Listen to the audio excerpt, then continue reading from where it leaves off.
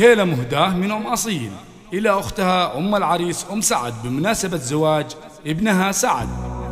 يا جموع الغيد وحلا المزايني صفوا والصفين جاتها السنافية وافرشوا ورد الغلا والرياحيني في طريق ام العريسة الغلاوية. ارحبي يا ام سعد يا سعد عيني حي شوفك يا غلا الروح يا حيا اختكم اصيل تهدي التلاحيني لك وتهدي الورد وزهور العطرية فقط على استديوهات دندنة خليج لتنفيذ أرض الشيلات والزفات. للطلب بالأسماء يا جموع الغيد وأحلى المزايني صفوا والصفين جاتها السنافية وفرشوا ورد الغلا والرياحيني في طريق ام العريسة الغلاوية.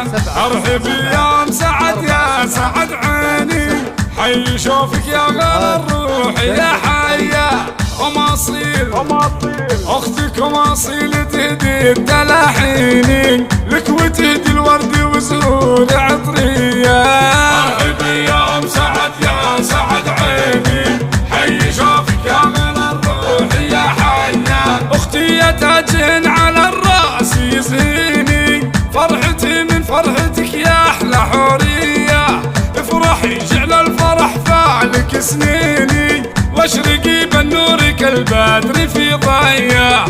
افرحي جعل الفرح فعلك سنيني واشرقي بالنور كالبدر في ضياء. يا الاميرة اللي تساوي ملاييني في وصوفك يا الغزالة المهاوية. قلبي يا ام سعد يا سعد عيني حي شوفك يا غلا الروح يا حيا حسنا يما الحسن والغنج والزيني مثل زينك معني راقين ابد زيا.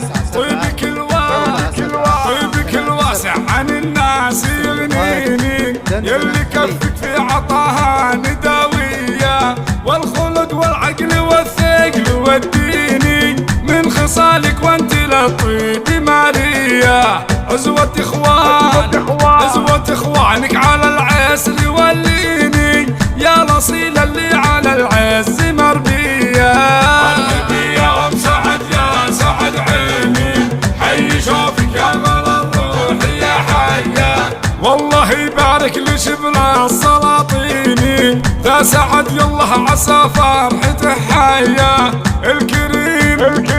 الكريم اللي فعوله براهيني كاسب الطالات لثارة الهيا فرحته فرحة بهيا ما تزيني فرحة بقلوبنا غير عادية.